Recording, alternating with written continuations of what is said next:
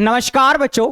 तो स्वागत है आप सभी का इस देश के सबसे विश्वसनीय एजुकेशन प्लेटफॉर्म फिजिक्स वाला पर। मैं हूं पंकज वारासी और आज हम कक्षा 9वीं का जो बैच चल रहा है, ठीक है, उसमें रसायन विज्ञान की हम दूसरी कक्षा को लेकर आए हैं, दूसरी क्लास को लेकर आए हैं, जहां पर हमने पिछली कक्षा में पढ़ा था कि भाई द्रव्य क्या होता है ना। दुनिया की सारी चीज जो है वो दो चीजों का अगर हम बात करें समावेश है। पहला था द्रव्य और दूसरी थी ऊर्जा। फिर हमने देखा था कि भाई द्रव्य के जो कैरेक्टरिस्टिक्स, द्रव्य के कण जो होते हैं उनके गुण क्या क्या हुआ करते थे, है ना, उनके कैरेक्टरिस्टिक्स फीचर्स क्या क्या है, उनके बारे में हमने थोड़ा सा डिस्कशन किया था। फिर उसके बाद हमने देखा था कि भाई जो द्रव्य है ना, द्रव्य की जो तीन अवस्थाएं होती थी, ठोस, द्रव और गैस, जिनके बारे में हम बचपन से पढ़ते आ रहे हैं, ठीक है, उनमें इंटर कन्वर्जन देखा था। मतलब ठोस जो है वो द्रव में बदल सकता है, द्रव गैस में बदल सकता है, गैस द्रव में बदल सकता है, द्रव ठोस में बदल सकता है। इसके बारे में थोड़ा सा डिस्कशन किया था। मतलब वहां पर हम थोड़ा सा हमने अंदाजा लगाया था किसके बारे में, ठोस अवस्था, द्रव अवस्था और गैस अवस्था, मतलब पदार्थ की अवस्थाओं के बारे में। आज उसी को हम आगे बढ़ाएंगे और थोड़ा सा हम उसमें डीप में चलेंगे। अगर मैं बात करूं पदार्थ की अवस्थाओं की, ठीक है, तो हमने मेजरली तीन अवस्थाएं पढ़ी हैं। यहां पर हम अब दो अवस्थाओं के बारे में और जानेंगे। जो दो अवस्थाएं वो करती है, जो होती है चौथी मतलब प्लाज्मा, और पांचवी जो होती है वो होती है बोस आइंस्टीन कंडेंसेट। तो अगर मैं बात करूं यहां पर हम किसके बारे में डिस्कशन करने वाले हैं, कौन से टॉपिक्स के बारे में पढ़ने वाले हैं, तो वो है हमारी पदार्थ की अवस्थाएं। ठीक है, पदार्थ की अवस्था के बारे में अपन पढ़ेंगे। तो पदार्थ की अवस्था कौन कौन सी होती है उसके बारे में डिस्कशन करने से पहले मैं आपसे है ना कुछ दो इंपॉर्टेंट टर्म्स हैं वो आपको पता होना चाहिए। ठीक है, दो इंपॉर्टेंट, बहुत ज्यादा इंपॉर्टेंट टर्म्स हैं। पहली जो है वो है अंतरणुक या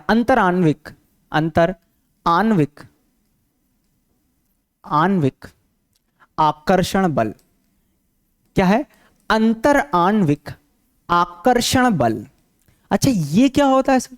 है ना, जब भी आप किसी ठोस को उठाते हैं, है ना, जब भी कोई भी ठोस को उठाते हैं तो आप उसको ऐसे खींचने की कोशिश करते हैं, तो क्या वो खींच पाते हो? नहीं, उसका आकार बिल्कुल वैसा के वैसा रहता है। अच्छा, उसका रीजन क्या है? क्या कारण है कि उसके जो कण हैं वो अलग अलग नहीं होते, मैं उनको तोड़ नहीं पाता हूं? क्या कारण है उनके बीच? या तो तुम ये बोल सकते हो कि उसके कणों के मध्य लगने वाला जो आकर्षण बल है वो बहुत ज्यादा प्रबल है, इसी कारण से अगर हम बात करें वो एक दूसरे से अगर हम बात करें हम अलग नहीं कर पा रहे, यही है। तो भाई एक तुम्हारे सामने एक छोटा सा केस रखता हूं, बहुत प्यारा सा केस है, ध्यान से समझो। कि मान लो, है ना, मान लो मेरे पास ये कुछ अगर हम बात करें कण है, ये क्या है? कुछ कण है, कुछ अवयवी कण है, या फिर बोल सकते हो कुछ अणु है। ठीक है, हाँ, किसी पदार्थ के कुछ अणु हैं। अब ये अणु रखे हुए हैं, क्या रखे हुए हैं? अणु रखे हुए हैं, ऐसे करके, बिल्कुल। अब इनका तुम ध्यान से अरेंजमेंट देखोगे तो तुम्हें क्या देखने को मिलता है? अगर मैं सर यहां पर देखूं तो ये अणु जो है वो एक दूसरे से चिपके हुए, एकदम बिल्कुल पास है, बिल्कुल एकदम क्लोज है एक दूसरे के। तो ऐसा क्यों है? ये एक दूसरे के पास क्यों है? सिंपल सी बात है, इनके मध्य लगने वाला आकर्षण बल जो है वो क्या है? प्रबल है। क्या है? प्रबल है। आकर्षण बल का मतलब क्या होता है? मतलब भाई जो अट्रैक्शन है, जो है ना, अट्रैक्ट करने की जो टेंडेंसी है वो सबसे ज्यादा है। आकर्षण का मतलब क्या होता है? आकर्षण मतलब बहुत ज्यादा एक दूसरे को अट्रैक्ट कर रहे हैं। तो ये जो है एक दूसरे को बहुत ज्यादा अट्रैक्ट कर रहे हैं, इसी कारण से मैं इसे बोलता हूं ठोस। क्या बोलता हूं? ठोस। और तुम ये बोल सकते हो कि इनके बीच लगने वाला अंतराणविक, मतलब भाई इनके बीच में लगने वाला जो आकर्षण बल है वो बहुत ज्यादा है। अब मैं एक और तुम्हें एक फिल्म और दिखाता हूं, ध्यान से समझो। अब क्या हो गया कि मेरे पास ये है, फिर एक कण है, ये कण है, ये कण है, ठीक है, फिर ये एक कण है। ध्यान से समझना, क्या है? ये एक कण है, थोड़ा सा और गैप अपन कम करते हैं, ठीक है, हाँ। तो ये मेरे पास आ गया, फिर दूसरा आ गया, फिर तीसरा आ गया, फिर चौथा आ गया, फिर पांचवा आ गया, फिर छठवा आ गया, फिर सातवां आ गया। ऐसे करके कण काफी ज्यादा लगे हुए हैं, ऐसे लगे हुए हैं। अब तुम ध्यान से देखोगे, क्या इनके बीच में गैप है? हाँ है। तो इनके बीच में क्या अट्रैक्शन फोर्स इसके बराबर है? नहीं। अगर अट्रैक्शन फोर्स, आकर्षण बल ज्यादा होता तो एकदम चिपके होते, पर इनके बीच में थोड़ा गैप है, मतलब आकर्षण बल थोड़ा कम है। और इस अवस्था को मैं बोलता हूं द्रव अवस्था। क्या बोलता हूं? द्रव अवस्था। क्या बोलते हैं इसको अपन बोलते हैं द्रव अवस्था। क्या बोलते हैं? द्रव अवस्था। तो अपन इसको लिख देते हैं, ये है सर द्रव अवस्था। बहुत अच्छे। ये क्या है? ये है द्रव अवस्था। क्या है? द्रव अवस्था। बहुत अच्छे, बहुत अच्छे। अच्छा, एक और मैं तुम्हें दिखाने की कोशिश करता हूं, एक और देखो ध्यान से। अब क्या हो, अब मेरे पास ये आ जाए, एक, फिर ये दो, फिर तीन, फिर 4, फिर 5, फिर 6, ऐसे। अब तुम इसको देखो, इस कणों को ध्यान से देखो, इस कण को ध्यान से देखो, तो तुम्हें क्या दिखता है भाई? इनके बीच में गैप कितना है? बहुत ज्यादा है। ऐसे करके इनके बीच में जो गैप है वो बहुत ज्यादा है।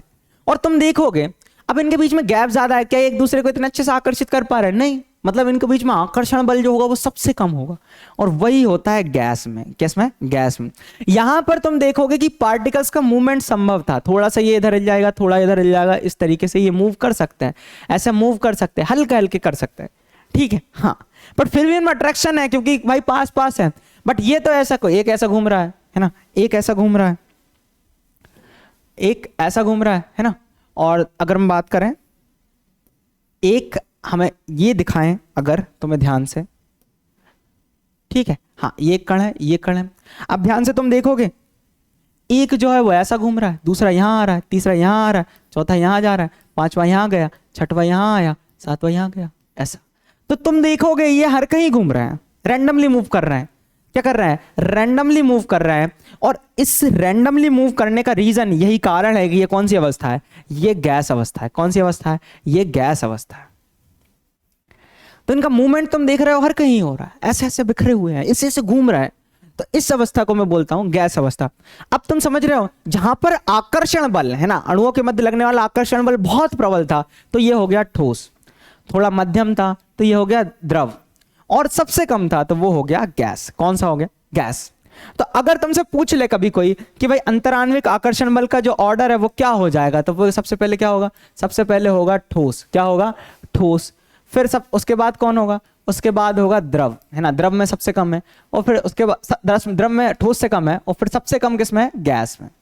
किस में है? गैस में। तो ये ऑर्डर हमेशा याद रखना, जो तुम्हें बहुत ज्यादा, अगर हम बात करें, इंपोर्टेंस रखने वाला है। अब एक और चीज सुनो, अब हम बात करते हैं किसकी? अब हम बात करते हैं अंतर, है ना, अंतर आणविक, अंतराण्विक स्थान के बारे में। किसके बारे में? अंतराण्विक स्थान के बारे में। अब सुनो, अंतराण्विक स्थान में तुम देखोगे, खुद सोचो, है ना, इन कणों के मध्य का बीच का जो स्थान है सबसे कम किस में? सर ठोस में, है ना। किस में? ठोस में। तो जो ठोस में सबसे कम है सर। फिर उसके बाद सर द्रव में। फिर उसके बाद फिर सबसे ज्यादा किस में है? सर गैस में। समझ रहे हो? किस में है? गैस में। तो ये ऑर्डर भी तुम्हें पता होना चाहिए। देखो ठोस में देखो बहुत कम स्थान है, फिर द्रव में थोड़ा स्थान बढ़ा, फिर गैस में और ज्यादा स्थान बढ़ा। समझ रहे हो ना? तो सबसे कम किस में होगा अंतराण्विक स्थान? वो होगा ठोस में। उससे ज्यादा किस में होगा? उससे ज्यादा द्रव में। और सबसे ज्यादा किस में होगा? गैस में। किस में होगा? गैस में।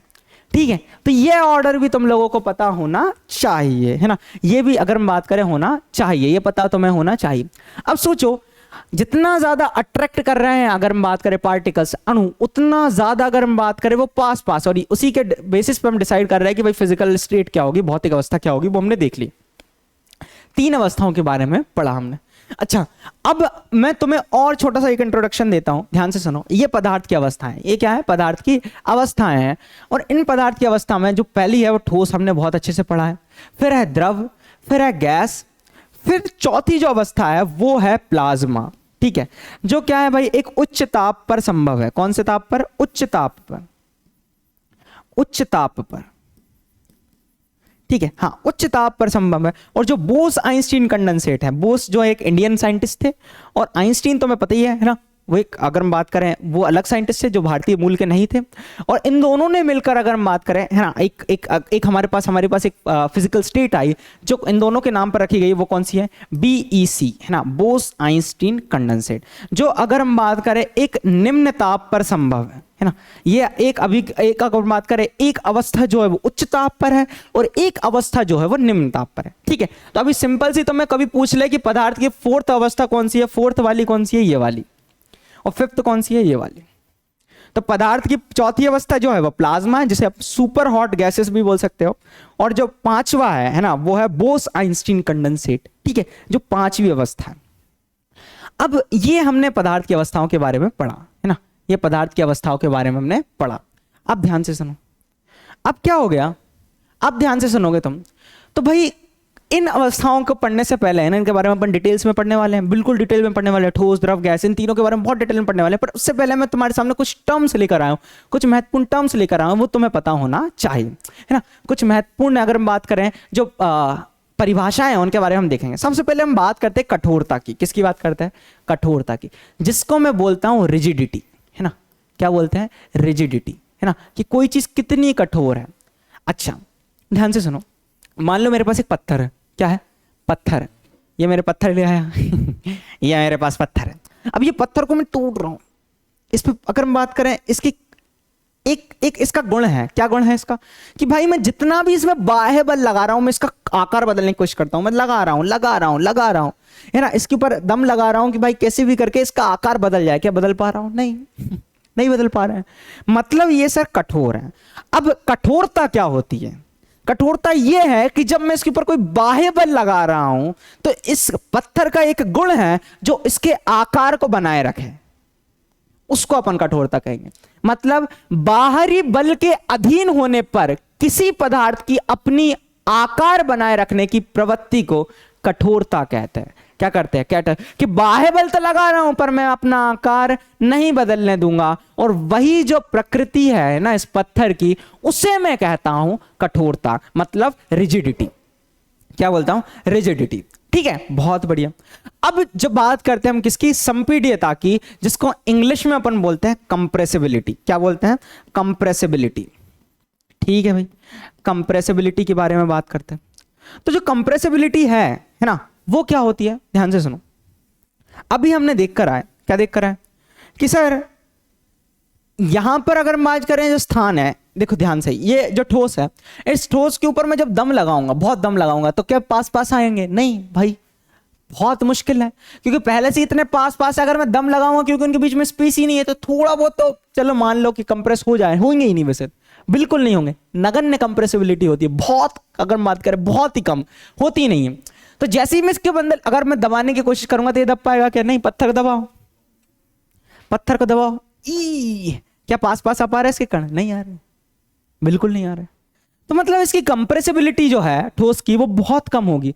कंप्रेसिबिलिटी का मतलब क्या है भाई? कंप्रेस करना, दबाना, दबाने पर उसका अगर बात करें जो स्थान है वो पास, अगर जो अणुओं के बीच का जो स्थान है वो पास पास आ जाए, अणु जो है वो पास पास आ जाए, स्थान कम हो जाए, तो भाई ठोस की जो कंप्रेसिबिलिटी होती है वो बहुत कम होती है। तो ध्यान से सुनो, पदार्थ में अंतराण्विक स्थान होता है, बिल्कुल होता है, अंतराण्विक स्थान होता है।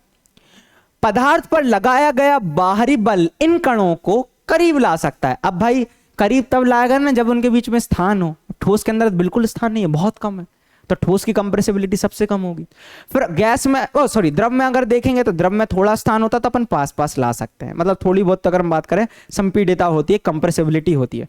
बट अगर बात करें गैस की, तो गैस में क्या है कि भाई जो अवयवी कण थे, जो अणु थे, उनके मध्य अगर बात करें बहुत ज्यादा स्थान था। तो तुमने कभी देखा होगा, एक टर्म जरूर सुनी होगी, मैं तुम्हें दिखाने की कोशिश करूं। एक सुना होगा तुमने सीएनजी। क्या सुना होगा?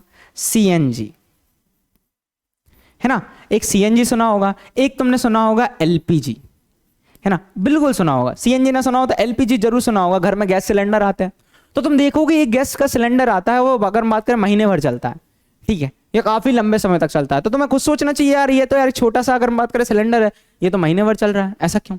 तो वहां पर अगर बात करें, वहां पर क्या होता है भाई? लिक्विफाइड पेट्रोलियम गैस होती है। कंप्रेसिव पेट्रोलियम, कंप्रेस का मतलब समझ रहे हो? संपीड़ित, है ना, संपीड़ित प्राकृतिक गैस है, कंप्रेसिव नेचुरल गैस है। तो यहां पर क्या होता है? यहां पर वो जो गैसेस हैं, है ना, उन गैसेस को क्या करा जाता है? कंप्रेस किया जाता है। क्या किया जाता है? कंप्रेशन। कंप्रेस कैसे किया जाता है? हाई प्रेशर से। तो जैसे ही ना इनके ऊपर अपन दबाव लगाते हैं ना, इन कणों के मध्य क्या लगाते हैं? दबाव। जैसे कि ये गैस के कण थे ऐसे, है ना, क्या थे? ऐसे। तो जैसे ही है ना ये गैस के कण थे, मान लो किसी कंटेनर में हमने एक यहां पर पिस्टन लेकर आए, यहां पर एक पिस्टन लेकर आए, ठीक है, हाँ, और यहां से अगर हम बात करें, अपन ने दम लगाना स्टार्ट किया, यहां से दम लगाना स्टार्ट किया, ठीक है। तो जैसे ही अपन दम लगाएंगे तो अब ये आने लगेंगे पास पास। कैसे आने लगेंगे? पास पास। ये भी पास आने लगेंगे ऐसे। तो जब ये पास पास आने लगेंगे, देखो स्पेस कम होगा, और ऐसे करके है ना इस सिलेंडर के अंदर गैस को भरा जाता है। और जो ये गैस है ना जब भरा जाती है तो बिल्कुल बढ़िया रहता है, फिर जैसे तुम सिलेंडर खोलते तुरंत गैस बाहर निकलती है। तो ऐसे है ना, अणुओं को अपन पास पास ले आते हैं, किसकी सहायता से, दबाव की सहायता या दाब की सहायता से, है ना। उच्च दाब अगर मैं रख दें, उच्च दाब रख दें, तो उससे क्या होगा, दाब लगाने पर मतलब प्रेशर जैसे ही हमने लगाया तो क्या होगा, ये इनको अगर बात करें पास ला सकते हैं। अच्छा, तो भाई ये जो सीएनजी है इसको अपन बोलते हैं कंप्रेसिव नेचुरल गैस। क्या बोलते हैं, कंप्रेसिव है ना, कंप्रेसिव नेचुरल, क्या बोलते हैं, कंप्रेसिव नेचुरल गैस। ठीक है, हाँ, जिसको अपन बोल सकते हो कंप्रेसिव मतलब संपीड़ित, नेचुरल मतलब प्राकृतिक, और गैस। और एलपीजी जो होता है वो होता है अपना लिक्विफाइड, है ना, लिक्विफाइड पेट्रोलियम, लिक्विफाइड पेट्रोलियम, और ये आ गया गैस, है ना, एलपीजी जो आ गया। ठीक है, हाँ, तो ये जो है अगर हम बात करें, है ना, liquid petroleum gas, liquefied petroleum gas, वो जो है हमारा वो क्या है, एलपीजी है। क्या है, एलपीजी। ठीक है, अब खुद सोचो कौन सी चीज ज्यादा कंप्रेस हो जाएगी, कौन सी ज्यादा चीज जो है वो कंप्रेस हो जाएगी। ध्यान से समझने की कोशिश करते हैं। जैसे फॉर एग्जांपल अगर हम बात करें ठोस की, है ना, ठोस की बात, तो ठोस क्या कंप्रेस होगा, संपीड़ित होगा, पास पास आ पाएंगे उसके क्या कारण, नहीं, पहले से पास है, क्यों आएंगे, मतलब सर ठोस की जो कंप्रेसिबिलिटी होती है वो बहुत कम होती है, ठोस की जो होती है वो बहुत कम होती है। अब भाई बात करें द्रव की, तो द्रव में भाई पार्टिकल्स के बीच में स्पेस था, तो भाई थोड़ा बहुत तो अगर बात करें कंप्रेस हो जाएगा। और गैस में तो भाई उसको कंप्रेस करके अपन है ना एकदम सिलेंडर में भरा करते हैं। तो भाई गैस की सबसे ज्यादा अगर हम बात करें संपीड़ितता होती है, तो अगर तुम्हें लिखना हो तो वो चीज लिख सकते हो, बाकी मैं तो बताऊंगा ही। सबसे ज्यादा किसकी होती है, तो सबसे ज्यादा लिख लेना ऐसे करके गैस में, फिर किस में होती है, फिर होती है सर द्रव में, फिर किस में होती है, फिर सर होती है ठोस में, और ठोस में तो ऑलमोस्ट, ठोस में तो नगण्य होती है। कितनी होती है, नगण्य, मतलब सर ना के समान, मतलब बिल्कुल नहीं, समझ रहे हो, ना के समान मतलब बिल्कुल नहीं। चलो अच्छा, अब थर्ड जो है वो, थर्ड जो टर्म है वो बहुत ही प्यारी है और जो तुम लोगों को पता होना चाहिए, जिसको मैं बोलता हूं इंग्लिश में फ्लूइडिटी। क्या बोलता हूं, फ्लूइडिटी। चलो, तो जिसको अपन बोलते हैं इंग्लिश में फ्लूइडिटी। ठीक है, हाँ भाई, अब फ्लूइडिटी के बारे में बात करते हैं, मतलब तरलता के बारे में बात करते हैं। तो तरलता एक बहुत प्यारी सी टर्म है, मतलब प्रवाहित होना, बहने का गुण, मतलब कणों के बहने की प्रवृत्ति को तरलता कहा जाता है। और द्रव एवं गैस प्रवाहित होती है, बिल्कुल। अभी तुम देखोगे खुद एग्जाम्पल्स हैं, खुद सोचोगे कि ये पत्थर है मेरे पास, क्या है, पत्थर है, ये पत्थर के अगर कण है उड़ के कहीं चले जाएंगे क्या, नहीं जाएंगे, बिल्कुल नहीं जाएंगे भाई। इनके बीच मध्य आकर्षण बल बहुत ज्यादा है, इजीली तो अगर बात करें उड़ेंगे नहीं, तो इनके बीच में तो नहीं। बट सोचोगे तुम कहीं पानी वगैरह रखा हुआ है ना, तो पानी को हल्का सा तुमने छलका दिया ऐसा करके, खुश, तो वो बहने लगेगा बढ़िया से। और अगर तुमने धोखे से तुमने हवा वगैरह को देखा होगा, तो हवा को तो बस ऐसे करके छोड़ दो, अपने आप बहने लगेगी। तो देखो अब बहना क्यों है ना, कण कब प्रवाहित होंगे, जब उनके मध्य लगने वाला आकर्षण बल कम हो। सबसे कम किस में होता है, गैस में। तो अगर गैस के कणों के मध्य आकर्षण बल कम है तो वो तेजी से बहेंगे। और अगर हम बात करें जो द्रव है, द्रव के अंदर भाई मध्यम आकर्षण बल है, कम, मतलब गैस से तो कम, गैस से तो ज्यादा है, और ठोस से अगर बात करें आकर्षण बल थोड़ा सा कम है, समझ रहे हो। हाँ, गैस से तो आकर्षण बल ज्यादा है और ठोस से क्या है, थोड़ा सा कम है, मतलब जो द्रव के पार्टिकल्स है थोड़े मूव कर लेंगे, पर ठोस के पार्टिकल्स नहीं कर पाएंगे। तो ध्यान रखना कि कणों के बहने की प्रवृत्ति को तरलता कहा जाता है, मतलब फ्लूइडिटी कहा जाता है। और द्रव एवं गैस प्रवाहित होती है। और अभी तुमसे कभी पूछ ले कि गैस और द्रव में कौन ज्यादा प्रवाहित होगा, तो तुम क्या लिखोगे, गैस। क्या लिखोगे, गैस। तो ये सारे पॉइंट्स जो थे मेरे प्यारे बच्चों, वो तुम लोगों को पता होने चाहिए थे। ये 3 टॉप टर्म्स जो मैंने लिखवाई, अभी 2 टर्म्स और बताता हूं, वो बहुत प्यारी हैं, जो तुम्हें पता होना चाहिए। एक होती है गतिज ऊर्जा। क्या होती है, गतिज ऊर्जा, जो तुम लोगों को पता होना चाहिए। हम सुनो ध्यान से। तो भाई कणों की गति के कारण उनमें मौजूद ऊर्जा को गतिज ऊर्जा कहा जाता है। ध्यान से सुनना। देखो गतिज ऊर्जा क्या है भाई, बेसिकली क्या है कि अगर मान लो इस ठोस की बात कर लें अपन, ये ठोस है अपने पास, क्या है, ठोस है, ये रखा है ठोस, है ना, ढेर सारे गोले बना देते हैं अपन, ये बन गया ठोस। अब इस ठोस में तुम देखोगे क्या पार्टिकल्स मूव कर पा रहे हैं, क्या वो गति कर पा रहे हैं, मूव कर पा रहे हैं, नहीं, बिल्कुल नहीं कर पा रहे। पार्टिकल्स मूव ही नहीं कर पा रहे। क्यों नहीं कर पा रहे, क्योंकि इनके बीच में अट्रैक्शन फोर्स बहुत ज्यादा है। तो ये बात कर ली हमने ठोस की। अच्छा, अब द्रव की बात करें तो ये द्रव, ये 2 3 4 5 ऐसे गोले बना लिए अपन ने, थोड़े दूर दूर। अब तुम ध्यान से यहां पर देखोगे, ये आ गया द्रव। क्या आ गया, द्रव। अब यहां पर पार्टिकल्स के बीच में कंसीडरेबल डिस्टेंस है, मतलब इनके बीच में अच्छा खासा डिस्टेंस है। अब ये क्या करते हैं, ये मूव कर पाएंगे क्या, बिल्कुल कर पाएंगे। मतलब सर, मतलब ये होगा कि ये हल्का सा इधर मूव कर लेगा, ये इधर मूव कर लेगा, ये यहां आ जाएगा, ये यहां आ जाएगा। हल्का हल्का मूवमेंट हो सकता है, बिल्कुल हो जाए, मतलब इनके पार्टिकल्स की कुछ ना कुछ तो अगर हम बात करें होगी, एनर्जी तो कुछ होगी। अब खुद सोचो, अब बात करते हैं किसकी, अब बात करते हैं, अगर हम बात करें गैस की, किसकी बात करते हैं, गैस की।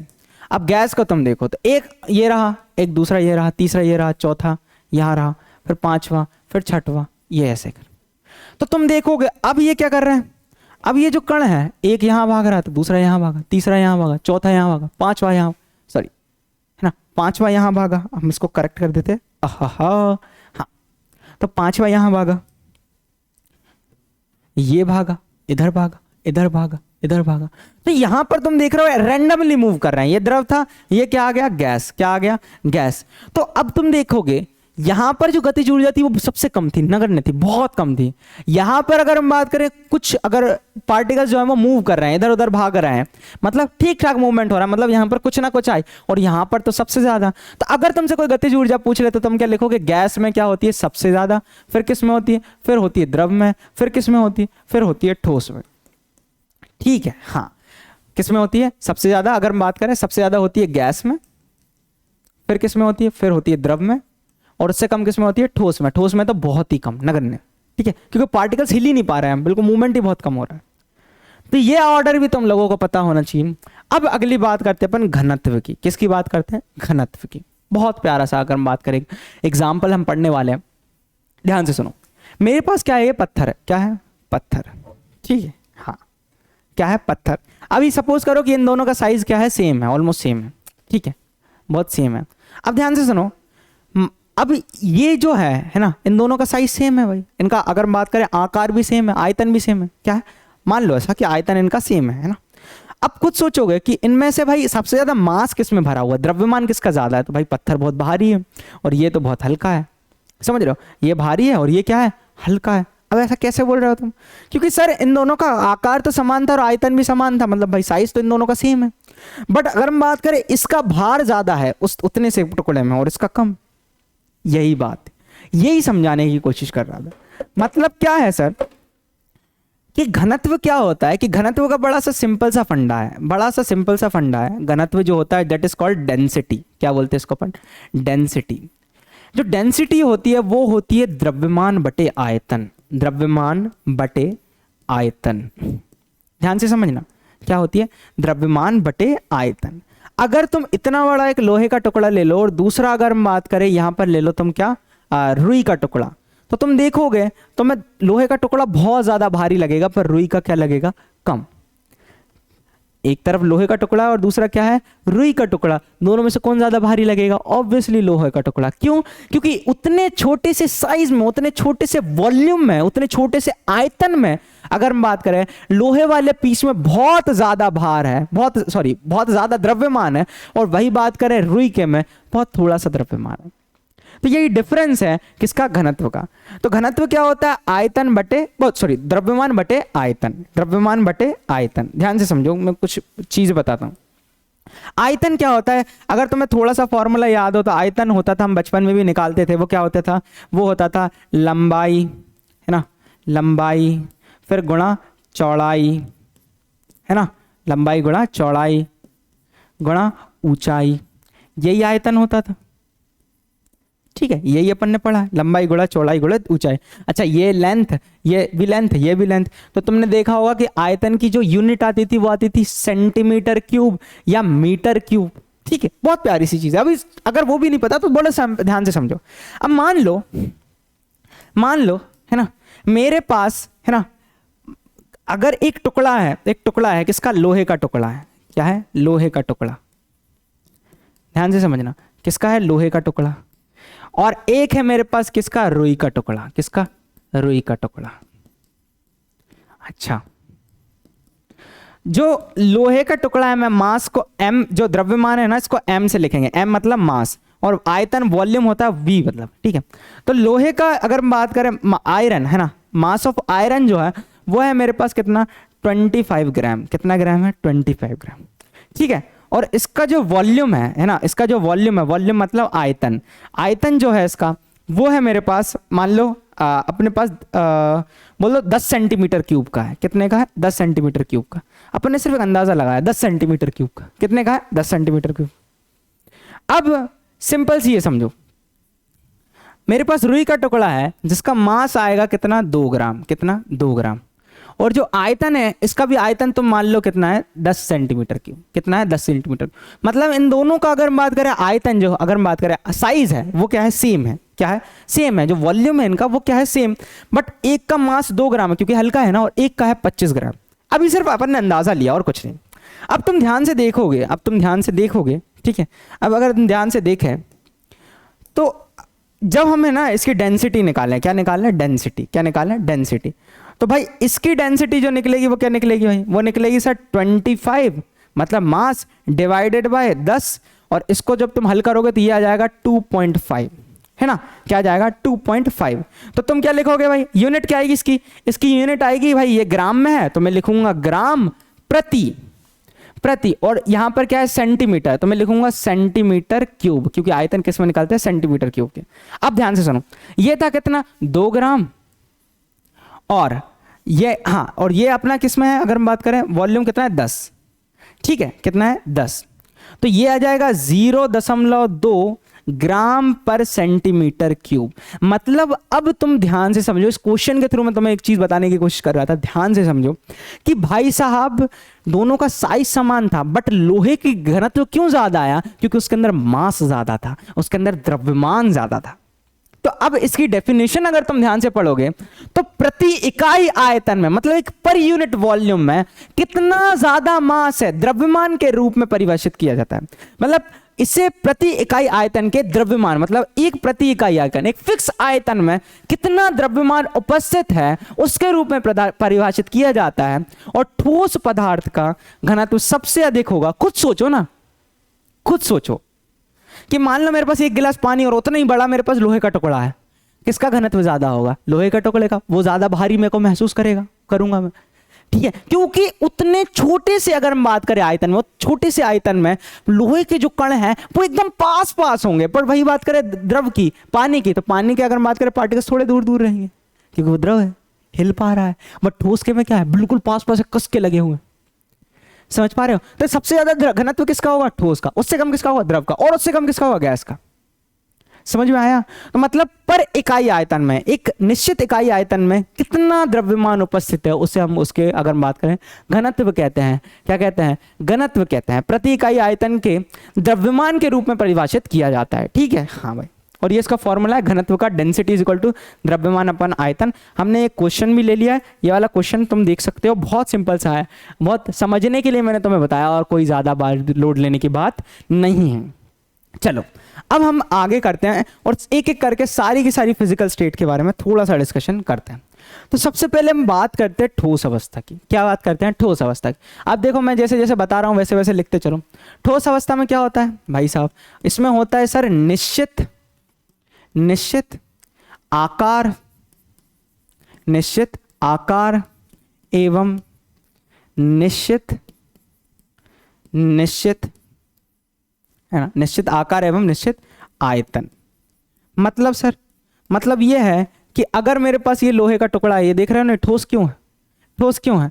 क्योंकि भाई देखोगे तुम तो इसका आकार, मैं इसको पानी नीचे फेंक दूं, है ना, नीचे फेंकने में तो थोड़ा ये टूट सकता है ना, पर इसका आकार जो है और आयतन जो है वो परिवर्तित नहीं होगा। जितना इसने स्थान घेर के रखा है ना, आयतन मतलब क्या है, कितनी लंबाई, कितनी चौड़ाई और कितनी ऊंचाई जो है इसने घेर के रखी है, तो वो फिक्स है। ठीक है, वो हमेशा क्या है, फिक्स है, निश्चित है। और अगर हम बात करें इसका आकार भी क्या है, ऐसा है, शेप, बिल्कुल, है ना, बिल्कुल शेप क्या है इसका, अगर हम बात करें बिल्कुल निश्चित है, तो ऐसे ही रहेगा। तो वैसे ही अगर हम बात करें आकार और आयतन जो है वो दोनों के दोनों क्या होते हैं, निश्चित होते हैं। क्या होते हैं? निश्चित होते हैं। चलो भाई, ये चीज हमने सीख ली, आकार और आयतन निश्चित है। और अगर हम बात करें, आप ध्यान से सुनो, इनमें जो अंतराण्विक है ना, अंतर आणविक, ध्यान से समझना, अंतर आणविक आकर्षण बल है, अंतराण्विक आकर्षण जो बल है वो क्या होगा बताओ? वो क्या होगा? वो होगा प्रबल। क्यों होगा प्रबल? बताओ क्यों होगा प्रबल? क्योंकि भाई इसके कण जो है वो बहुत पास पास है। क्या है? बहुत पास पास है। मतलब अंतराण्विक आकर्षण बल जो है वो क्या हो जाएगा? प्रबल हो जाएगा। क्या हो जाएगा? प्रबल हो जाएगा। चलो भाई, ये भी सीख लिया हम। और चीज तुम बात करते हैं। और अगर हम बात करते हैं इसमें हम बात कर लें अंतर आणविक, अंतर आणविक जो स्थान है, अंतर आणविक जो स्थान है वो क्या होगा, वो अगर हम बात करें वो हो जाएगा बहुत कम। क्या हो जाएगा, बहुत कम, क्योंकि आकर्षण बल इतना ज्यादा है कि कण जो है वो बहुत पास पास है एक दूसरे के, बहुत कम हो जाएगा, बहुत कम। या फिर तुम बोल सकते हो नगण्य। क्या हो जाएगा, नगण्य, बहुत कम हो जाएगा। ठीक है सर, बहुत कम। अगली बात करते हैं, किसकी बात करते हैं, अगली बात करते हैं। अब हम बात करते हैं किसकी, गतिज ऊर्जा की। किसकी, गतिज ऊर्जा, है ना, किसकी, गतिज ऊर्जा की। हाँ भाई, तो एक जो है वो गतिज ऊर्जा के बारे में बात कर लेते, तो वो भी क्या हो जाएगी, नगण्य, है ना, नगण्य या फिर बहुत कम, है ना, बहुत कम, क्योंकि पार्टिकल्स मूव ही नहीं कर पा रहे हैं, बहुत कम है, बहुत कम है ना। कणों की जो गतिज ऊर्जा होगी, किसकी, कणों की जो गतिज ऊर्जा होगी वो क्या हो जाएगी, नगण्य हो जाएगी, बहुत कम हो जाएगी। ये सारी चीजें अपने को ठोस के बारे में थोड़ी सी पता होनी चाहिए। क्या होना चाहिए, ठोस के बारे में पता होनी चाहिए। और भी सुनो, जब तुम देखोगे, है ना, जब तुम किसी ठोस को देखते हो तो उनके जो, अगर बात करें जो साइज है वो क्या होता है, निश्चित होता है, आकार क्या होता है, निश्चित हो जाता है। एक और चीज समझो, एक और चीज सुनो कि अब हम बात करते हैं थोड़ी सी संपीड्यता की। किसकी बात करते हैं, संपीड्यता की, मतलब कंप्रेसिबिलिटी की। किसकी बात करते हैं, संपीड्यता की, मतलब कंप्रेसिबिलिटी की। ठीक है, तो कंप्रेसिबिलिटी की अगर हम बात करें तो ये क्या होगी, इसकी बहुत कम। ये भी क्या हो जाएगी, नगण्य। क्यों हो जाएगी नगण्य, क्योंकि भाई इनके बीच में जो स्थान है वो बहुत कम होगा, बहुत ही कम होगा। और अगर बहुत कम होगा, है ना, बहुत कम होगा, तो भाई ये कंप्रेस हो पाएंगे क्या, और जो कण है वो पास पास आ पाएंगे क्या, नहीं आएंगे। तो यही कारण है कि जो इनकी संपीड्यता थी, जो इनकी कंप्रेसिबिलिटी है, वो क्या होगी, बहुत कम होगी, है ना। हाँ भाई, अरे सॉरी सॉरी सॉरी, ये निश्चित आकार है ना, सॉरी सॉरी, हाँ, निश्चित अगर हम बात करें आकार होता है, हाँ, और निश्चित क्या होता है, आयतन। ठीक है, हाँ सही लिखा है, ठीक है, निश्चित आकार होता है और क्या होता है, निश्चित आयतन। ठीक है, मैंने क्या लिख दिया था, सही लिखा था, निश्चित आकार और क्या होता है, निश्चित आयतन। तो संपीड्यता की आपने बात कर ली, बहुत अच्छी, बहुत प्यारा। अब हम छोटी सी और एक चीज समझते हैं, ध्यान से समझने की कोशिश करना। यहां पर हमने देखा गतिज ऊर्जा क्या होती, बहुत कम थी। यहां पर देखो वो दो टर्म से ही सारी चीजें हो रही। अगर आकर्षण बल ज्यादा है तो पार्टिकल्स मूव नहीं कर पाएंगे, मतलब गतिज ऊर्जा बहुत कम होगी। आकर्षण अगर ज्यादा है तो कंप्रेस नहीं कर पाएंगे, क्योंकि पहले से बहुत पास पास है। आकर्षण अगर ज्यादा है, आकर्षण अगर ज्यादा है तो आकार निश्चित है और आयतन भी निश्चित है।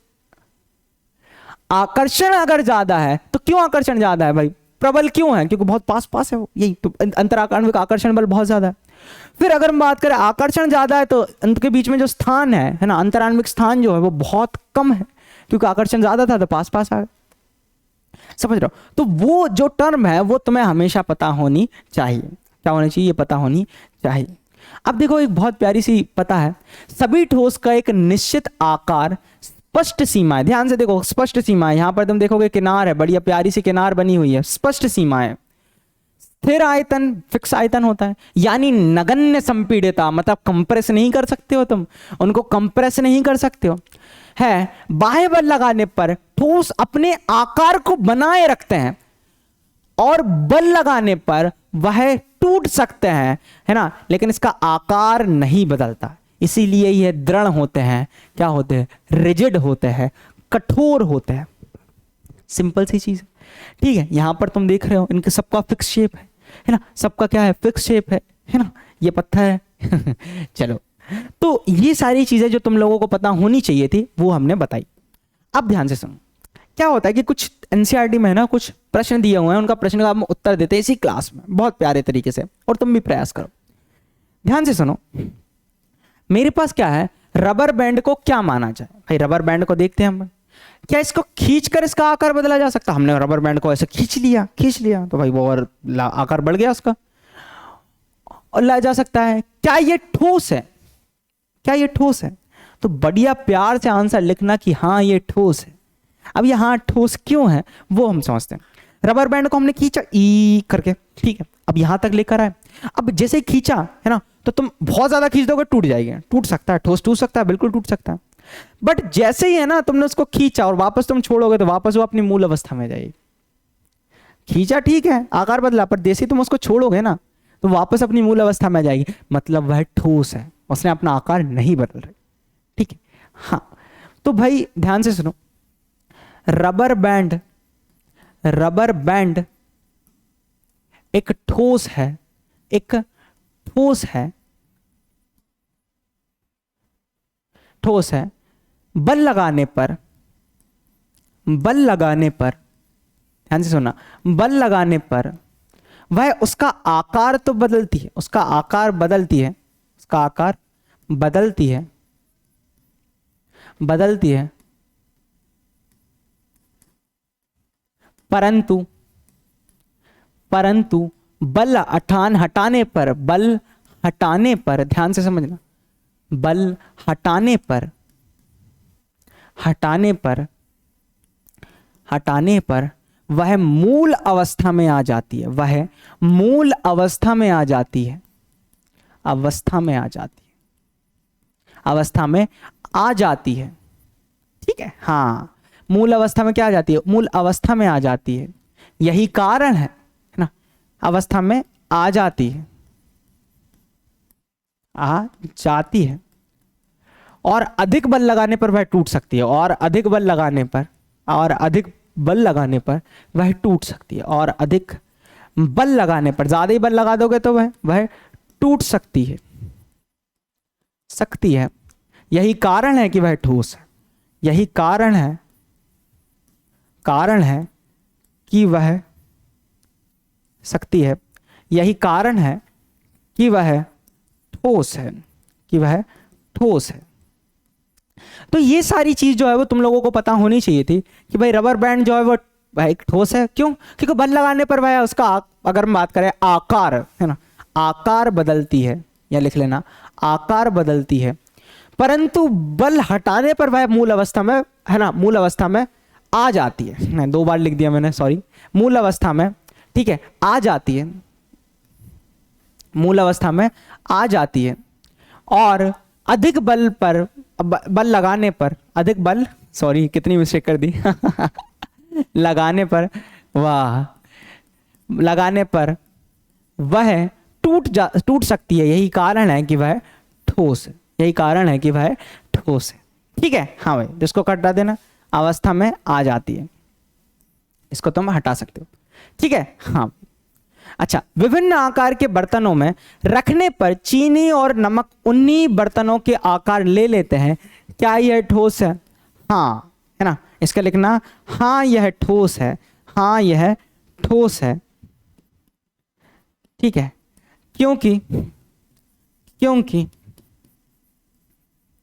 किसी भी बर्तन, है ना, किसी भी बर्तन में, किसी भी बर्तन में रखने पर, बर्तन में, है ना, बर्तन में नमक और चीनी को रखने पर, नमक और चीनी, और चीनी, चीनी को रखने पर, रखने पर उनके क्रिस्टल का आकार, उनके छोटे छोटे क्रिस्टल देखते हो ना, उनके क्रिस्टल का आकार, क्रिस्टल का आकार निश्चित होता है, आकार निश्चित होता है। ठीक है, तो ये बात हमेशा याद रखना, उनके क्रिस्टल का आकार क्या होता है? निश्चित होता है। ठीक है, हाँ, नमक और, है ना, नमक और चीनी निश्चित होता है। तो ये सारी चीज भी तुम्हें पता होनी चाहिए कि भाई नमक को तुम देख लोगे तो भाई तुम देखोगे कि भाई हमने तो डब्बे में रखा, डब्बे में रखा गया, उसको बाहर थाली में ले लिया तो थाली में रखा गया, और किसी पात्र में रख दिया तो उसका आकार ले लिया। नहीं है, ध्यान से तुम देखोगे उसके क्रिस्टल जो होते हैं, ठीक है, वो ठोस होते हैं, उनका आकार निश्चित होता है, ये बात हमेशा याद रखना। और उसके ऊपर तुम ज्यादा बल लगाओगे तो वो चूर चूर हो जाएंगे, टूट जाएंगे, लेकिन अपना आकार बदलने के प्रयास नहीं करेंगे। चलो, स्पंज क्या है ना, स्पंज को तुमने देखा होगा, हाथ में तब उठाते हो तुम तो उसमें छोटे छोटे छिद्र होते हैं। क्या होते हैं? छोटे छोटे छिद्र होते हैं। अब उसी के ऊपर क्वेश्चन है, ये ठोस है लेकिन फिर भी, है ना, लेकिन फिर भी, है ना, इसको फिर लिख लेना, फिर भी इसका संपीड़न संभव है। क्यों? कंप्रेस क्यों हो जाते हैं? ध्यान से सुनो, भाई जो हमारा अगर हम बात करें, जो हमारा स्पंज होता है, स्पंज के अंदर है ना छोटे छोटे छिद्र होते हैं। अब वो स्पंज को जैसे तुम हाथ में उठाओगे छोटे छोटे छिद्र है। अब जैसे ही है ना उसको तुम दबाओगे, है ना, दबाओगे, तो जैसे हमने दबाया तो उसका आकार भाई कंप्रेस हो गया, वो छोटा हो गया। बट जैसे ही तुम उसे छोड़ दोगे ना, वापस अगर हम बात करें, है ना, जैसे ही पहले अपन ने उसको दबाया तो उसकी हवा जो है वो क्या हो गई, बाहर निकल गई, तो आकार छोटा हो गया। और जैसे ही तुम छोड़ोगे वापस उसमें क्या हो जाएगी, हवा भरा सकती है। क्या हो जाएगी, हवा भरा सकती है। तो स्पंज जो है, स्पंज एक ठोस है, स्पंज एक ठोस है जिसमें छोटे छोटे छिद्र पाए जाते हैं, जिसमें छोटे, है ना, छोटे छोटे छिद्र पाए जाते हैं, छिद्र पाए जाते हैं जिनमें हवा भरी होती है, जिनमें वायु भरी होती है, जिनमें हवा भरी, जिनमें हवा भरी होती है, है ना, भरी होती है। जब स्पंज को दबाया जाता है, स्पंज को दबाया जाता है तो हवा बाहर निकल जाती है, दबाया जाता है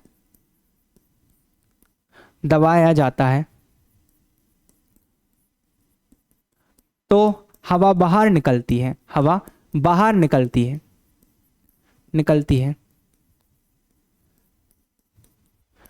परंतु बल हटाने पर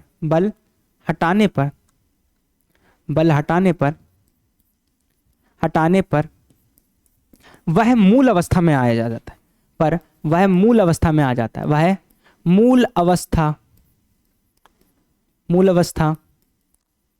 में आ जाता है, ठीक है, इसके आगे लिख देते हैं, आ जाता है, ठीक है, मूल अवस्था में आ जाता है, ठीक है। इस चीज को भी लिख लेना, बहुत प्यारी चीज है। तो ये क्वेश्चन से जो तुम लोगों को पता होने चाहिए थे, ठीक है। हाँ भाई, बहुत प्यारा सा। चलो अब हम आगे बढ़ते हैं, ठीक है। तो ठोस के बारे में हमने क्या क्या पढ़ा। ठोस का निश्चित आकार और एक निश्चित आयतन होता है। ठोस को संपीड़ित नहीं किया जा सकता, कभी कंप्रेस नहीं कर सकते। ठोसों का घनत्व अधिक होता है, बहुत ज्यादा होता है, मैंने बताया था, क्योंकि भाई एक डेफिनेट वॉल्यूम में, एक बहुत फिक्स छोटे से वॉल्यूम में उनके अंदर बहुत ज्यादा मास भरा होता है, यही कारण है कि ठोस का घनत्व अधिक होता है। ठोस में कणों के बीच आकर्षण बल बहुत प्रबल होता है, ये भी हमने डिस्कस किया। ठोस पदार्थों के कणों के बीच का स्थान नगण्य होता है, बहुत कम होता है। अंतराण्विक स्थान जो होता है वो बहुत कम होता है, उसके बारे में हमने थोड़ा सा डिस्कशन किया, ठीक है। आगे बढ़ते हैं। अब हम बात करते हैं किसकी, एक बहुत प्यारे क्वेश्चन की, कि प्लाज्मा क्या है, ठीक है। तो ये भाई एक गैस है क्या, नहीं। क्या एक द्रव है, नहीं। क्या एक ठोस है, नहीं। ये पदार्थ की एक चौथी अवस्था है, मतलब ऑप्शन नंबर जो डी है वो क्या होने वाला है, करेक्ट होने वाला है। क्या होने वाला है, करेक्ट होने वाला है, ठीक है। तो बड़ा सा प्यारा सा ही अगर हम बात करें क्वेश्चन था जो हमने किया। चलो आगे की तरफ बढ़ते हैं। अब हम बात करते हैं द्रव अवस्था की। किसकी बात करते हैं, द्रव अवस्था की। अब देखो वही पॉइंट देखते हैं अपन। सबसे पहले अगर हम बात करें द्रव अवस्था की, तो सबसे पहले अगर इसकी डेफिनेशन देखते हैं तो इसका क्या होता है भाई। जैसे मेरे पास पानी भरा हुआ है, क्या हुआ है, पानी है। तो पानी का क्या देखता हूं कि मैंने जब बॉटल के अंदर लिया तो बॉटल का आकार ले लिया, जब मैंने उसको फर्श पे फेंका तो फर्श का आकार ले लिया, है ना, और उस फर्श को उठाकर वापस एक कटोरे में भर लिया तो कटोरे का आकार ले लिया। मतलब उसका आकार जो है वो निश्चित नहीं है, मतलब आकार जो है वो अनिश्चित है। क्या है, अनिश्चित है। बहुत अच्छे, आकार जो है वो अनिश्चित है। चलो, और आयतन जो है, अब अपन बात करते हैं किसकी, आयतन की। आयतन जो है वो क्या है, वो निश्चित है। कैसे, देखो ध्यान से सुनो। मान लो तुम्हारे पास है ना 200 ml पानी है। कितना है, 200 ml पानी है, इसके अंदर 200 ml पानी भरा है। अब जब ये 200 ml पानी है, जब इसको तुम फर्श पे फेंकोगे तो ऐसे बिखर जाएगा। तो कितना होगा सर, 200 ml। इसको उठाकर वापस एक कटोरे में भर लोगे तो क्या हो जाएगा, 200 ml। मतलब हमेशा पानी कितना रहेगा, 200 ml। मतलब आयतन तो फिक्स है, आयतन तो फिक्स है। बट जहां जहां मैं उस पानी को फेंक रहा था, जहां जहां पानी को मैं रख रहा था, वो उसका अगर बात करें स्वरूप ले रहा था, उसके जैसे बन जा रहा था, मतलब उसका साइज ले रहा था। वही कारण है कि भाई इसका अगर बात करें आकार जो है वो अनिश्चित है, बट आयतन जो है वो फिक्स है। 200 ml था, 200 ml ही रहा, ठीक है। चलो भाई, अब जो मोस्ट इंपॉर्टेंट चीज है, ठीक है, एक और पॉइंट अगर बारे में हम बात करें वो क्या है। अब हम बात करते हैं अंतराण्विक, ठीक है, अब हम बात करते हैं किसकी, अंतर आणविक, अंतर आणविक, ठीक है, अंतर आणविक, आणविक आकर्षण बल की, किसकी बात करते हैं, अंतर आणविक आकर्षण बल की। अच्छा, तो अंतर आणविक जो आकर्षण बल है वो क्या होगा भाई, तो देखो इसके मध्य ना स्थान तो है ना, बट ये इतना भी नहीं है कि एक दूसरे से एकदम रेंडमली मूव कर रहा है, नहीं, इनके बीच में है स्थान, पर गैस के जैसा एकदम बहुत ज्यादा मूवमेंट नहीं हो रहा है, ठीक है। हाँ, तो इनके बीच में जो अंतराण्विक स्थान होता है वो क्या होता है, मध्यम होता है, मतलब मिडिल, क्या होता है, मध्यम होता है, क्या होता है, मध्यम होता है, तो अपन लिखेंगे मध्यम होता है। अब मध्यम का मतलब क्या है कि भाई ठोस के जितना तो नहीं है ना, ठोस के जितना अंतराण्विक आकर्षण बल तो नहीं है भाई, ठोस में तो बहुत ज्यादा था, क्यों था, क्योंकि भाई उनके पार्टिकल्स हिल ही नहीं पा रहे थे, इसके हिल रहे हैं, है ना, द्रव के हिलते हैं, तो मतलब अंतराण्विक आकर्षण बल जो होता है वो ठोस से क्या होता है, कम होता है भाई, ठोस के जितना तो नहीं है, ठोस से जो है वो कम है, ठोस से कम है, और गैस से अगर हम बात करें ज्यादा है, गैस से ज्यादा है भाई, गैस के जितने पार्टिकल्स रैंडम मूव नहीं कर रहे हैं, क्या है, रैंडम मूव नहीं कर रहे हैं गैस के जितने, तो भाई गैस से जो है वो क्या है, ज्यादा है। तो ये पॉइंट हमेशा याद रखना, मध्यम का मतलब क्या निकला कि भाई ठोस से कम है पर गैस से क्या है, ज्यादा है। अच्छा, अपन बात करते हैं अगला, देखो अब हम एक पॉइंट और डिस्कशन करते हैं, वो क्या है, वो है हमारा अंतर आणविक स्थान के बारे में। किसके बारे में, अंतर आणविक, है ना, अंतर आणविक स्थान के बारे में। अंतर आणविक जो स्थान है, ठीक है, अभी बल के बारे में बात करें तो ये भी क्या होगा, मध्यम होगा, क्या होगा, मध्यम होगा, ठीक है, हाँ मध्यम होगा, ठीक है। अच्छा, अब इसमें एक और पॉइंट लिखना है अपने को, वो क्या है कि भाई ठोस में क्या होता था, आकर्षण बल ज्यादा था, तो अंतराण्विक स्थान क्या था, बहुत कम, आकर्षण बल ज्यादा था ठोस में, तो अंतराण्विक स्थान क्या था, बहुत कम। बट द्रव में क्या है, अभी जो अंतराण्विक आकर्षण बल है वो थोड़ा सा क्या है, कम है ना, मतलब अगर बात करें ठोस के कंपैरिजन में थोड़ा सा क्या है, कम, तो मतलब इनके बीच में कुछ ना कुछ स्थान तो आएगा, अच्छा खासा स्थान है, ठीक है, मध्यम है। बट गैस जितना नहीं है, गैस में बहुत ज्यादा है भाई, पार्टिकल्स रैंडमली मूव कर रहे हैं, तो इसके अंदर क्या है, अगर हम बात करें ठोस से क्या होगा, अगर हम बात करें अधिक होगा, और गैस से क्या होगा, कम होगा, तो तुम क्या लिखोगे, ठोस से क्या है, अधिक, ठोस से अधिक, ठीक है, हाँ, और गैस से जो है, गैस से कम, ठीक है, हाँ, गैस से कम, ओके, ये चीज और हो गई हमारी, ठीक है, हाँ, ये चीज और हो गई। अच्छा, ठोस से अधिक और गैस से कम। अच्छा, एक और सुनो, एक और चीज सुनो, अब हम बात करते हैं गतिज ऊर्जा की। किसकी बात करते हैं, गतिज ऊर्जा की, पार्टिकल्स की गतिज ऊर्जा। तो गतिज ऊर्जा भाई क्या होगी, मध्यम होगी, क्या होगी, मध्यम होगी। अच्छा, ध्यान से देखोगे गतिज ऊर्जा किसकी ज्यादा थी, सबसे ज्यादा भाई गैस की थी, तो तुम क्या लिखोगे इसमें, सर गैस से तो कम होगी, है ना, और ठोस से क्या होगी, अधिक, क्योंकि ठोस की सबसे अगर बात करें कम थी, नगण्य थी, तो ठोस से क्या होगी, अधिक, है ना, ठोस से अधिक और गैस से कम। तो ये सारे पॉइंट्स से जो हमने थोड़े डिस्कशन किए, ठीक है, ये सारे पॉइंट्स से जो हमने थोड़े से डिस्कशन किए, ठीक है, हाँ भाई, तो ये सारे थे हमारे। हाँ, फिर अपन बात करते हैं कंप्रेसिबिलिटी की, है ना, किसकी बात करते हैं, कंप्रेसिबिलिटी की, है ना। एक पॉइंट और लिखते हैं अपन बहुत प्यारा सा, क्या होती है कंप्रेसिबिलिटी, वेयर इज इट, हाँ ये रहा। तो भाई अब हम बात करते हैं किसकी, संपीड्यता की, संपीड्यता की, है ना, कंप्रेसिबिलिटी की। तो ये भी क्या होगी, मध्यम होगी, क्या होगी, मध्यम। इसके बारे में लिख लेना भाई, ठोस जो है वो कंप्रेस ही नहीं होते थे, ठोस जो है वो कंप्रेस ही नहीं होते थे। बट अगर हम बात करें जो हमारे अगर हम बात करें जो ठोस जो है वो कंप्रेस नहीं होते थे, और जो गैस है वो कंप्रेस होती थी, तो भाई संपीड्यता जो है इसकी मध्यम होती, मतलब गैस से तो क्या होगी, कम होगी, है ना, पर ठोस से अधिक होगी, ये थोड़े बहुत तो कंप्रेस हो जाते हैं, ठीक है। हाँ, और भी सारे पॉइंट्स लिख सकते हो, मैंने तुम्हें बहुत कुछ बताया, कठोरता के बारे में लिख दो, घनत्व के बारे में लिख दो, ठीक है, हाँ, उसके बारे में तुम लिख सकते हो, हमने बहुत अच्छे से उसके बारे में डिस्कशन किया, ठीक है। हाँ, तो काफी सारे पॉइंट्स तुम लिख सकते हो, हमने बहुत देखा। द्रव का आयतन निश्चित होता है, लेकिन आकार निश्चित नहीं होता, अनिश्चित होता है। तरल पदार्थ को थोड़ा संपीड़ित किया जा सकता है, इन्हें संपीड़ित करने के लिए बड़े दबाव की आवश्यकता होती है, ठीक है, बहुत ज्यादा प्रेशर चाहिए रहेगा तब जाके संपीड़ित कर सकते हैं। ठोस पदार्थ की तुलना में तरल पदार्थों का घनत्व कम होता है।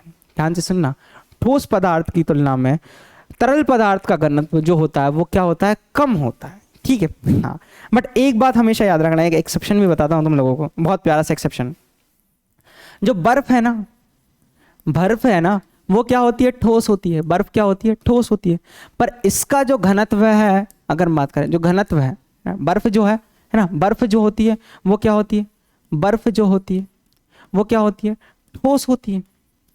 बिल्कुल होती है ठोस, है ना। और जो पानी है ना, जो पानी है वो क्या होता है, वो द्रव होता है। वो क्या होता है, द्रव होता है। तो परंतु इसका एक बात याद रखना कि इसका जो घनत्व है, इसका जो घनत्व है वो होता है कम। मतलब यही कारण है कि जो अगर हम बात करें जो बर्फ है वो पानी के ऊपर तैरा करती है, और जो पानी है जो द्रव है इसका अधिक घनत्व होता है। तो ये अपवाद याद रखना, अधिक घनत्व। ठीक है, हाँ भाई। तो घनत्व जो होता है वो अधिक होता है। ये जो चीज मैंने बताई, ये जो चीज मैंने बताई तुम लोगों को, ये जो चीज मैंने बताई, ठीक है, ये जो चीज मैंने बताई ये क्या है, ये अपवाद है। क्या है, अपवाद। मतलब ये फॉलो नहीं करता इस रूल को। ठीक है, ऑब्वियसली भाई अगर तुम है ना लोहा उठा के देखोगे, पानी उठा के देखोगे, लोहा और पानी उठा के देखो तो ऑब्वियसली लोहे का है ना घनत्व ज्यादा है, और पानी का क्या है, अगर हम बात करें कम है। बिल्कुल ठोस का हमेशा होता है। बट ये चीज थोड़ी ध्यान रखना, ऐसा क्यों होता है, क्योंकि क्या होता है कि एक है ना, एक जाली के जैसा स्ट्रक्चर बना लेता है, जाली के समान। ठीक है, जाली के समान, जाली को अपन बोलते हैं एक तरीके से केज, है ना, जाल के समान, है ना, जाल के समान। अच्छे से लिख लेते हैं, जाल के समान।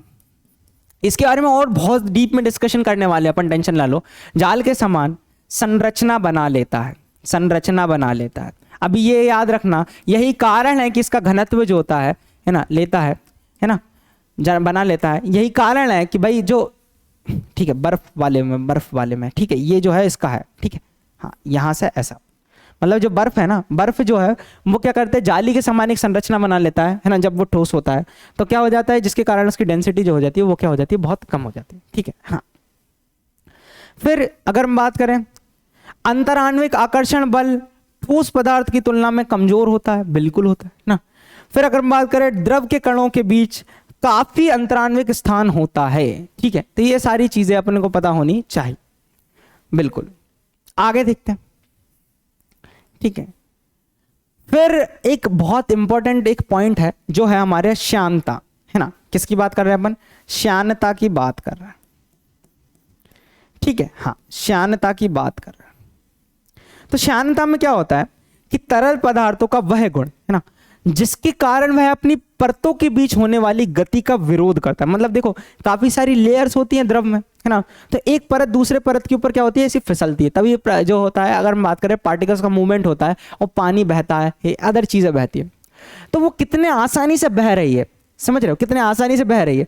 अगर उनके बहनों में जो अब एक दूसरे से टकरा रही है ना, तो अवरोध तो उत्पन्न होगा। जैसे कि खुद सोचो, अभी तुम है ना, तुम पढ़ोगे या फिर तुमने पढ़ा होगा कि जैसे ये पत्थर है, तो पत्थर जब एक सरफेस के ऊपर चलता है ना, तो देखो इसको है ना थोड़ा सा अवरोध उत्पन्न होता है। इसको अपन बोलते हैं घर्षण। क्या बोलते हैं, घर्षण, मतलब फ्रिक्शन। मतलब ये चल रहा है लेकिन इसकी जो सतह है, दूसरी सतह है, वो इसको रोक रही है, अवरोध उत्पन्न कर रही है, तो उसको अपन बोलते हैं घर्षण। वैसे ही अगर हम बात करें, वैसे ही जब है ना एक लिक्विड की लेयर, मतलब एक द्रव की लेयर ऐसी चल रही है, अब उसके नीचे दूसरी द्रव की लेयर होगी, है ना, दूसरी परत होगी द्रव की, तो ये एक दूसरे से जब चलते हैं ना, एक दूसरे के ऊपर चलते हैं ना, तो क्या होता है, इनके बीच में भी है ना एक दूसरे के ऊपर ये अवरोध उत्पन्न करते हैं। उसको अपन श्यानता कहते हैं। तो तरल पदार्थ का वह गुण जिसके कारण वह अपनी परतों के बीच होने वाली गति का विरोध करता है, विरोध करता है, समझ रहे हो, क्या करता है, विरोध करता है। मतलब एक लेयर उसके ऊपर चल रही थी पर दूसरी नीचे वाली लेयर उसको, अगर हम बात करें, आगे बढ़ने के लिए विरोध कर रही है। उसको अपन क्या कहते हैं कि इस गुण को श्यानता कहते हैं। वायु की तुलना में जल की श्यानता अधिक होती है। बिल्कुल होती है, क्योंकि जितनी तेज हम वायु में चल सकते हैं उतनी तेज जल में नहीं चल सकते। अब ध्यान से एक छोटा सा एग्जाम्पल समझो, ध्यान से सुनो। अगर है ना वो ज्यादा विरोध नहीं करे तो बिल्कुल ऐसे बह जाए, पर अगर विरोध कर रहा है तो धीरे धीरे धीरे धीरे बहेगा। समझ रहे हो, मतलब जितनी ज्यादा श्यानता, ध्यान से समझने की कोशिश करना, जितनी ज्यादा श्यानता उतनी कम तरलता। क्योंकि अगर श्यानता बढ़ी, है ना, बहुत ज्यादा अगर श्यानता हो गई तो क्या वो तरलता हो पाएगी, क्या वो उतना आसानी से बह पाएगा, नहीं, बिल्कुल नहीं पाएगा।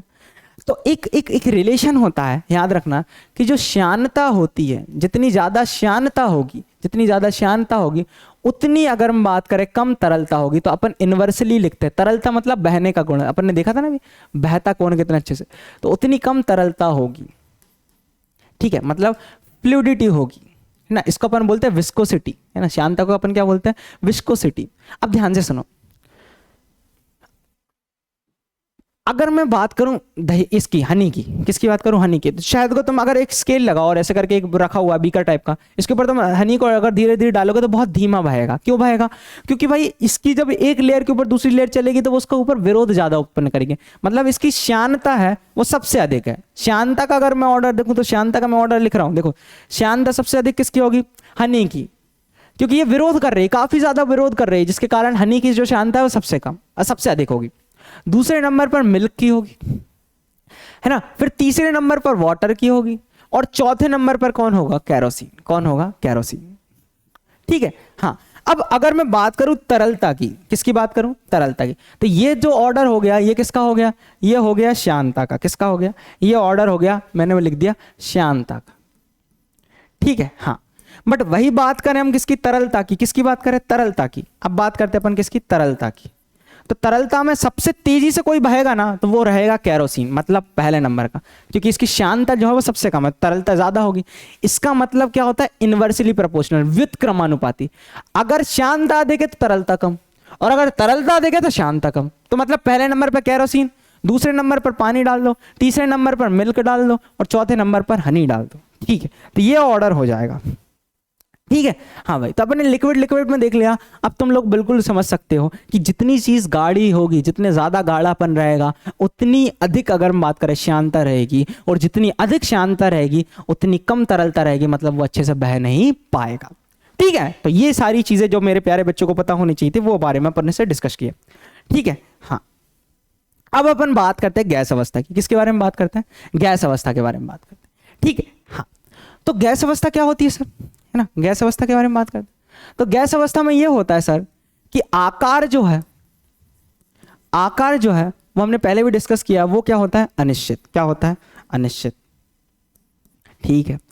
और जो आयतन है, जो अगर हम बात करें, जो आयतन है वो भी क्या होता है, अनिश्चित। क्या होता है, अनिश्चित, ठीक है। आकार और आयतन दोनों क्या होते हैं, अनिश्चित होते हैं। तीसरी चीज मोस्ट इंपोर्टेंट, ध्यान से सुन से, तीसरी चीज जो है, अब हम बात करते हैं गतिज ऊर्जा की। किसकी बात करते हैं, गतिज ऊर्जा की। बड़ा सा सिंपल सा एक क्वेश्चन है, गतिज ऊर्जा। बताओ पार्टिकल्स कैसे होते हैं, बहुत अधिक, सबसे अधिक। क्या होते हैं, सबसे अधिक। क्यों सबसे अधिक होती है, क्योंकि यहां पर जो अंतराण्विक आकर्षण बल है वो सबसे कम होता है, तो सबसे अधिक होगी। पार्टिकल्स रेंडमली मूव करेंगे तेजी से, ठीक है। तो अब बात कर ली अंतराण्विक आकर्षण बल की, तो अंतराण्विक आकर्षण बल भी देख लेते हैं। तो अंतराण्विक आकर्षण बल जो है, ठीक है, अंतराण्विक आकर्षण बल जो है, आकर्षण बल जो है,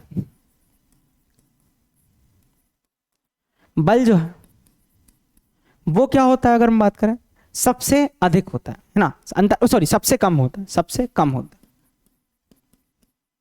सबसे कम होता है, तभी तो रैंडमली मूव घूम कर रहे हैं।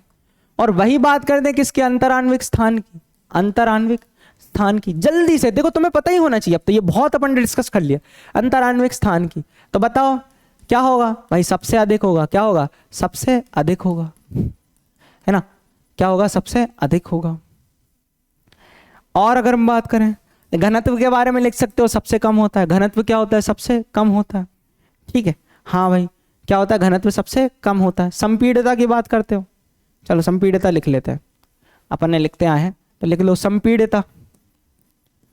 घनत्व क्या होगा, सबसे कम होगा, है ना, और संपीड़ितता जो होगी, इसको हटा देते हैं, है ना। हाँ, संपीड़ितता जो होगी वो सबसे ज्यादा होगी। क्यों, क्योंकि भाई इनके बीच में जो पार्टिकल्स के बीच में जो गैप है, पार्टिकल्स के बीच में जो गैप है वो क्या है, सबसे अधिक है। संपीड़ितता क्या होगी, सबसे अधिक, सबसे अधिक। बहुत आसानी से कंप्रेस हो जाएंगे, ठीक है, ठीक है। कठोरता के कठोरता के बारे में क्या बात करें, ठीक है। तो ये सारी जो चीजें थी, है ना, गैस अवस्था के बारे में देख सकते हो तुम लोग, ठीक है। अब मैं लिखवाता हूं आगे की, चलो। तो भाई गैसों का ना तो कोई निश्चित आकार होता है और ना ही निश्चित आयतन होता है, बिल्कुल बात, बिल्कुल। गैसों को आसानी से संपीड़ित किया जा सकता है, बिल्कुल किया जा सकता है। गैसों का घनत्व तीनों में सबसे कम होता है, जैसे मैंने बताया। अंतर आणविक आकर्षण बल सबसे कमजोर होता है, और गैसों के बीच के कणों का स्थान जो होता है वो सबसे बड़ा होता है, जिसके बारे में अपन पहले से ही डिस्कशन कर चुके हैं। बहुत अच्छा। अब सुनो, अब क्या है कि गैस के बारे में इतना पढ़ा है ना, तीनों अगर बात करें फिजिकल स्टेट के बारे में पढ़ा, फिर हम पढ़ेंगे इनके अगर बात करें इनमें, अगर तुमसे कभी अंतर पूछ लिया जाए तो जैसे घनत्व लिख लें, तो घनत्व में क्या लिखोगे? ठोसों में सबसे अधिक है ना, और द्रव में क्या होगा? मिडिल, और गैस में सबसे कम। अंतराण्विक आकर्षण बल एक पॉइंट डाल लेना। फिर उसके बाद अगर हम बात करें ठोस में क्या होगा? सबसे अधिक, और द्रव में क्या होगा? मध्यम, और गैस में सबसे कम। अंतराण्विक स्थान डाल लोगे तो गैस में सबसे अधिक, द्रव में मध्यम, और ठोस में सबसे कम। तो ऐसे पॉइंट करके अपन एक बढ़िया सी एक टेबल बनाएंगे, ठीक है, और उसमें अपन ये सारी चीजें देखने वाले हैं। फिर हम बात करते हैं किसकी? अब हम बात करते हैं किसके? क्वेश्चंस की। तो ठोस पदार्थों का संपीड़न क्या होता है? द्रव से कम होता है किंतु गैस से अधिक होता है। पॉज करो वीडियो, है ना, पॉज करो वीडियो और इस क्वेश्चन को सॉल्व करने की कोशिश करो, ठीक है? हाँ, ठीक है, तो हो गया। अब हम बताते हैं क्या होता है। तो भाई ठोस पदार्थों का जो संपीड़न होता है ना, वो क्या होता है भाई? वो नगण्य होता है। क्यों? क्योंकि उनके बीच में, पार्टिकल्स के बीच में गैप ही नहीं रहता। अब गैप नहीं रहता है तो सबसे कम होगा। अब द्रव से कम होता है क्या भाई? द्रव से कम होता है। और गैस से अधिक होता है? नहीं, ये तो भाई गैस में सबसे ज्यादा होता है, उससे अधिक कैसे हो सकता है? नहीं। द्रव से अधिक होता है? नहीं भाई, बिल्कुल नहीं, द्रव से भी कम होता है। द्रव और गैस दोनों से अधिक होता है? अरे ऐसी तो है, बात ही नहीं हो सकती। क्या द्रव और गैस से कम होता है? बिल्कुल। सबसे कम जो होता है वो, अगर हम बात करें किस में होता है, वो होता है ठोस में। संपीड़न सबसे कम होता है, नगण्य होता है, असंपीड़ित होता है। ये तुम्हें पता होनी चाहिए। चलो अगला हम देखते हैं कि कणों के बीच आकर्षण बल किसमें सबसे अधिक होता है। कणों के बीच आकर्षण बल किसमें सबसे अधिक होता है वो हमें बताना था। तो सबसे ज्यादा आकर्षण बल किसमें होता है भाई? ठोस में होता है। किसमें होता है? ठोस में। और द्रव में क्या होता है? उससे कम। गैस में सबसे कम। और बात करें इनमें से कोई नहीं। तो मतलब अगर तुमसे आकर्षण बल के बारे में पूछ ले तो सबसे ज्यादा किसमें होगा? ठोस में। फिर किसमें होगा? फिर होगा द्रव में। फिर किसमें होगा? फिर होगा गैस में। और वही अगर हम बात करते किसकी, वही अगर हम बात करते हैं अंतर आणविक स्थान की, अंतर आणविक स्थान की, तो बताओ किसमें सबसे ज्यादा होगा? अंतर आणविक स्थान की। बहुत प्यारा सा क्वेश्चन है। तो किसमें होगा? जस्ट इसका उल्टा। गैस में क्या होगा? गैस में जो होगा वो सबसे ज्यादा होगा। फिर किसमें होगा? द्रव में। फिर किसमें होगा? ठोस में। ठोस में तो इतना कम होता है, नगण्य, बिल्कुल छोटा सा, बिल्कुल छोटा सा भी नहीं, ठीक है? हाँ, तो ये अपने पास चीजें आ गई। फिर इसके बाद हम बात करते हैं निम्नलिखित में से कौन सा एक तरल पदार्थ नहीं है। इस क्वेश्चन को पॉज करो, वीडियो जल्दी से पॉज करो, फिर मुझे बताओ, ठीक है? तो निम्नलिखित में से कौन सा तरल पदार्थ नहीं है? ऑप्शन ए जल, बी पारा, सी हवा, और डी लोहा। तुम्हारे पास 10 सेकंड है, जल्दी से लगाने की कोशिश करो। चलो हो गया, ठीक है? तो क्या आंसर लगाया तुम लोगों ने, है ना? जल्दी से लगाने की कोशिश करो, 5 सेकंड और दे रहा हूं मैं तुम लोगों को, ठीक है? 5 सेकंड में जल्दी से लगाओ, ठीक है? तो भाई क्या करा तुम लोगों ने, देखते हैं। तो निम्नलिखित में से कौन सा तरल पदार्थ नहीं है, है ना? बात करें जल की तो जल बिल्कुल तरल है ना? फिर अगर हम बात करें पारा की, तो पारा भी अगर हम बात करें कि लिक्विड है ना? क्या है? लिक्विड है, ठीक है? और अगर हम बात करें हवा की, ठीक है, तो हाँ, तरलता अगर तुमसे बोल देते कि तरलता क्या है भाई, हवा मतलब बह सकती है कि नहीं, प्रवाहित हो सकती है, बिल्कुल। बट अपने से अभी द्रव का पूछ रहा है, सिर्फ द्रव का पूछ रहा है, ठीक है? तो अच्छा, हाँ, ऑप्शन डी, है ना?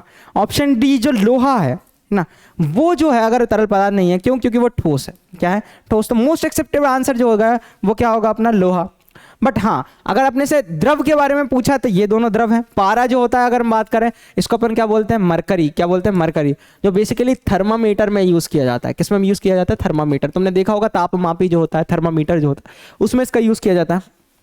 हवा जो वो एक गैस है, बट वही बात करें ठोस है ना, ये एक तरल पदार्थ नहीं है ना, एक तरल पदार्थ नहीं है। और अपने से द्रव का पूछा था, बेसिकली सी और डी दोनों आंसर होना चाहिए, बट है ना, मोस्ट एक्सेप्टेड जो है आंसर वो क्या हो जाएगा? डी हो जाएगा। क्या हो जाएगा? डी हो जाएगा, ठीक है? हाँ भाई, अगला देखते हैं। एक गिलास पानी में 2 चम्मच चीनी मिलाने पर भी उसके जल के स्तर में कोई परिवर्तन नहीं होता है, क्योंकि चीनी के कण क्या हो जाते हैं भाई? वाष्पीकृत हो जाते हैं क्या? नहीं, ये नहीं होता। फिर आंसर जल्दी देने की कोशिश करो, जल्दी दो, पॉज करो वीडियो और आंसर दो, जल्दी से आंसर दो। चलो हो गया? हाँ, तो जल के कणों के बीच व्यवस्थित हो जाते हैं, ये बिल्कुल सही है ना, कि जल के जो कण होते हैं उनके बीच में काफी ज्यादा स्पेस होता है और जो उसके कारण क्या हो जाते हैं, वो व्यवस्थित हो जाते हैं। जल के कणों से जुड़ जाते हैं, क्या ऐसा हो जाता है? क्या जल के कणों से जुड़ जाते हैं? नहीं, ऐसा नहीं, जल के कणों से बिल्कुल नहीं जुड़ते हैं। और इनमें से कोई नहीं, तो अपना जो ऑप्शन बी है वो क्या हो जाने वाला है? करेक्ट होने वाला है। क्या होने वाला है? करेक्ट होने वाला।